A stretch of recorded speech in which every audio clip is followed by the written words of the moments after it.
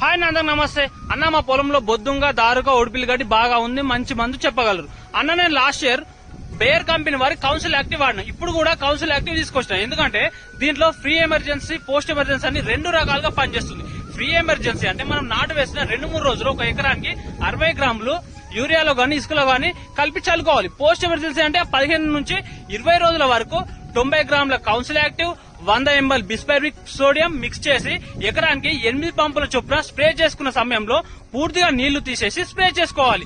Spray చేసిన 2 రోజులకు నీళ్లు పెట్టుకోవాలి. దీనివల్ల బొద్దుంగా, కదురుగా, ఒడిపిలే కాకుండా నీటి తుంగ, గుర్రపు డెక్క, పొనుగంటి కూర, నేల ఉసిరి, పిల్లి అడుగు, నక్షత్రపు గడ్డితో పాటు అన్ని రకాల గడ్డి జాతులను వారం రోజులలోపు పూర్తిగా నివారిస్తుంది.